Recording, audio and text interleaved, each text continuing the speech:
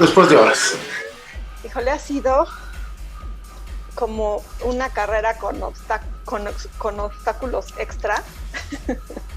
Cuando empecé, como he contado muchas veces, no tenía ni idea en la que me estaba metiendo, no conocía a nadie, no tenía una tía que trabajara en cultura y o que me llevara con alguien que fuera, no sé, escritor o editor, nada, no tenía idea, pero me fascinaban los libros.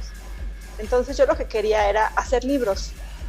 Ni siquiera empecé el mío porque tenía poemas, pero después de la presentación de ese primer libro, ni siquiera quería hacer libros para mí, sino quería hacer libros para los demás. Entonces, como me veo ahora es como, de hecho, estoy como escribiendo algo parecido, como alguien que un poco en la inconsciencia decidió tener una vida que rompiera todo lo que, como se tenían que hacer las cosas. Entonces, si uno para ser escritor tenía que encontrar a un editor que te comentara y publicara tus libros, pues yo agarré y me empecé a hacer mis libros yo sola, ¿no? Si uno como editora necesitaba la fuerza, no sé, a las librerías y a los foros y todo, pues yo lo hice sin necesitar nada de eso, ¿no? Si una como escritora pues tenía que andar viendo a ver a quién conocía, con quién quedaba bien y todo para poder avanzar, pues yo dije, yo como soy medio antisocial, que ya se me está quitando por fin y por fortuna, pues agarré y dije, bueno, pues o sea, a mí si no me cae bien alguien, pues no me cae bien y soy muy mala para sobarle el ego a los demás, muy mala, soy muy torpe para eso, entonces ni siquiera, porque como no me gusta hacerlo, pues soy mala, ¿no? Entonces lo que empecé a hacer fue encontrar mi propia manera de hacer las cosas. Sí armé mi propio camino, sí fue sacrificar muchas cosas, como entrar en círculos intelectuales y culturales, que sí son círculos muy cerrados y que sí se ayudan entre cuates y uno que está afuera, pues eres como un cero a la izquierda.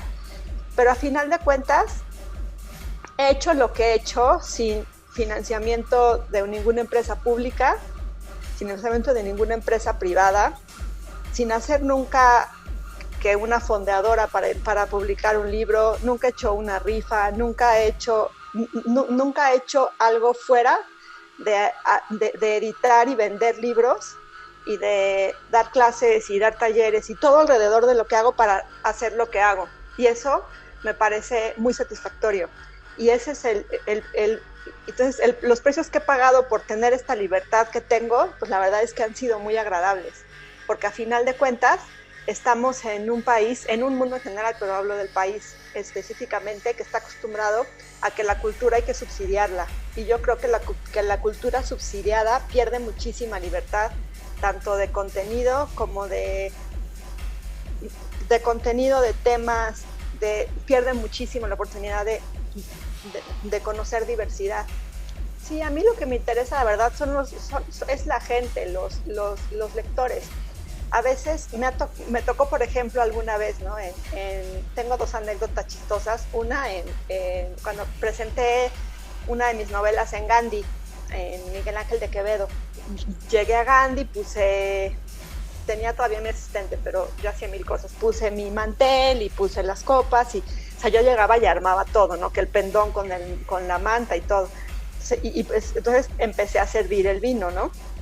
Y entonces llegó un amigo y me dijo, es que tú no deberías estar sirviendo el vino, porque ¿qué va a decir la gente? O sea, que la misma escritora es el mesero. Y les dije, pues van a decir pues que qué padre, ¿no?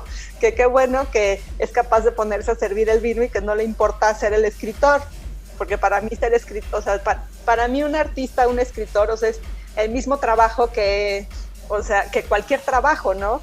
Que un abogado, que el señor que te lleva el carrito al coche cuando vas al súper, o cualquier trabajo uno hace un trabajo y tenemos que empezar a verlo como tal si queremos vivir de ello, ¿no? Entonces le digo, pues la gente va a pensar que qué padre que hay vino en la presentación del libro, ¿no? Porque si uno se pone a contratar un mesero y aparte no sé qué, pues imagínate, ¿no? Si de por sí el margen de ganancias de los libros no es mucho, pues está en chino, ¿no? Y pues no me costaba ningún trabajo, ¿no? Pues yo de vestido de noche servía las copas y eso sí les decía, si quieren vino ahí está encima de la mesa. Entonces, Y luego otra, en la FIL de Guadalajara, yo me iba a entregar postales con los datos de mis presentaciones antes de las presentaciones. Entonces le entregué algunos en la planta baja. Entonces cuando llego a la presentación, una señora al final se me acerca y me dice, es que yo no puedo creer que la misma persona que me entregó el volante era la autora del libro, ¿no? Entonces para mí eso es importante, estar en la feria y que la gente me abrace y abrazarlos y escucharlos qué les gustó y qué no les gustó y qué les gustaría. Para mí eso es muy importante. Creo que yo empecé esto antes del boom del feminismo y del boom de la literatura erótica, antes de 50 sombras de Grey. Exacto. Entonces, sí ha habido una transformación increíble en los dos sentidos. En el sentido de la libertad de poder hablar de estos temas. Al principio yo era la loca que escribía de sexo y la gente me tenía entre curiosidad y miedo. Yo creo que era más curiosidad que miedo. Cuando tú ves el poema y la foto, pues depende del nivel de profundidad con el que tú percibas el mundo, es el nivel de profundidad con lo que vas a leer, con el que vas a leer ese texto y esa foto. Sí me han dicho mucho que me cosifico para vender libros, y probablemente sí, pero te voy a decir algo, cuando me di cuenta que mi propio cuerpo era un recurso más disponible para mí, pues lo empecé a usar. Cuando tú eres un escritor independiente, cuando tienes una historia como la mía, como te digo, yo no vengo de una familia de mucho dinero, no tenía ahorros, o sea, mi papá me ayudó a hacer mi primer libro y pues hasta ahí, y me dio la universidad todo, pero hasta ahí ha sido puro trabajo, ¿no? Cuando eres un escritor independiente que trabaja como yo, todo lo que tienes a la mano es un recurso disponible, todo. Entonces, cuando me di cuenta que mi propio cuerpo, que mi propio aspecto, que yo era un recurso más disponible, pues lo empecé a usar como un recurso más disponible. Y ha funcionado bien. Y tampoco soy la persona más pudorosa y la persona más tímida del mundo. O sea, realmente soy bastante desfachatada y bastante irreverente. Entonces, en lugar de seguir fingiendo que era yo muy seria, dije, pues voy a ser mejor yo. Y desde que soy yo, fue que la cosa empezó o sea, fue cuando me di a conocer y cuando la cosa empezó a hacer un boom, porque empecé a ser yo. Entonces me quité el mote de escritora, seria, intelectual y así, y empecé a ser yo, así como el irreverente, desfachatada. La literatura para mí también ha sido siempre como esta forma de arreglar lo que no puedo arreglar del mundo, pues lo arreglo por medio de una historia, ¿no? Entonces yo quería arreglar mi vida y pues, porque estaba de la patada, y entonces pues escribí esta novela para salir de eso. ¿Qué es esto? Tacones en el armario. La historia es chistosa porque escribí, y estaba Amarillo Editores por cumplir 6 años y estaba yo haciendo una antología de cuentos de sexto aniversario, donde el personaje principal o algún personaje de la historia les hacía una convocatoria para escritores, entonces tenía que ser algún personaje un espejo, de cualquier tipo de espejo. Entonces, en este contexto, me pasa esto y yo escribo esta historia. Era un cuento y lo escribí con toda la furia y así escupí todo lo que quería decir. Entonces, yo había escrito otros cuentos para esa antología, pero cuando terminé este cuento largo dije, pues lo voy a publicar mejor, y así ya lo publico. Entonces lo presento esa antología cuando paso a contar el cuento, y a los 2-3 días me empiezan a llegar mensajes, sobre todo de mujeres. Oye, me encantó tu cuento, oye, tu cuento no sé qué. Uno de los compradores de Ducal, que le llevé el libro también tiempo después, me dijo, es que tu cuento está increíble. Todo el mundo me decía que mi cuento estaba padrísimo, ¿no? Y yo así de... les encantaba la protagonista, el sentido del humor.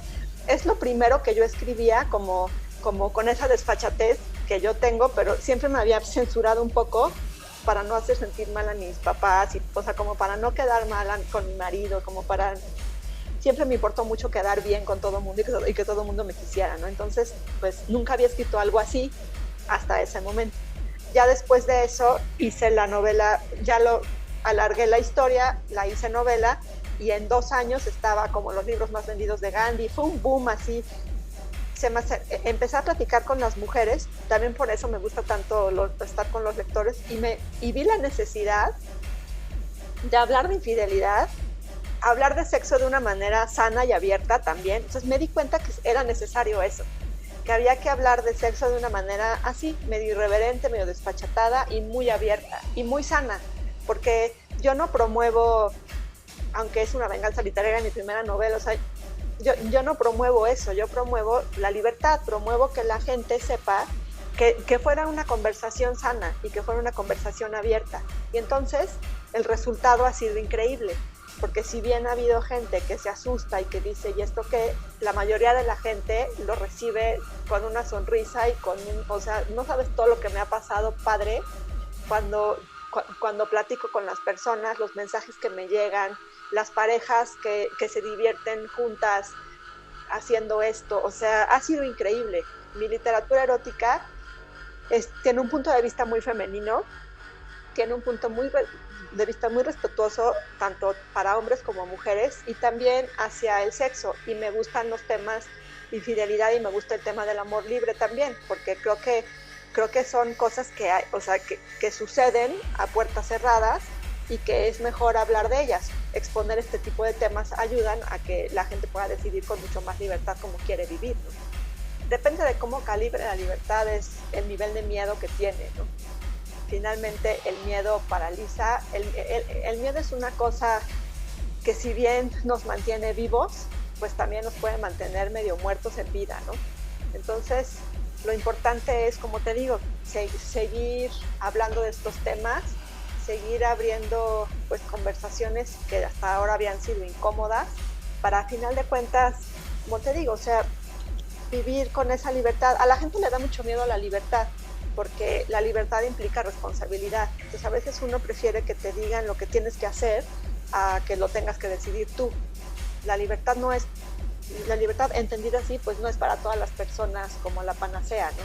Y creo que la gente que la promovemos tenemos que pensar muy bien en eso, que no toda la gente la quiere, porque no toda la gente la puede entender y valorar con todas las dimensiones que tiene, ¿no?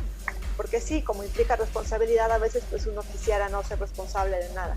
Pero todos hemos pasado por ahí. Creo que sí hay cada vez más conciencia de más gente hacia esa dirección. Pero sí, definitivamente implica mucho miedo. Y lo desconocido y lo que se sale de nuestro guión personal, pues siempre nos genera mucha incertidumbre y mucho miedo. Pero a final de cuentas, pues creo que si uno puede hacer algo como para que ese miedo disminuya, pues es importante hacerlo. Y si uno ha encontrado cierto equilibrio en la vida y ha logrado vivir de cierta forma que de alguna forma se percibe pues rico, pues está padre hacerlo, ¿no? Pero a final de cuentas, a mí lo que me gusta hacer es autora de libros y contar historias, ¿no? Todo esto ha sido algo colateral. No escribo ni siquiera con esos pensamientos en la cabeza, sino para contar historias. Y pues las historias que uno cuenta, pues de alguna forma sí son un poco el reflejo de lo que uno es, del lugar en el que vive, y pues ahí se va lo que quieres decir, pero eso es mucho más involuntario que voluntario.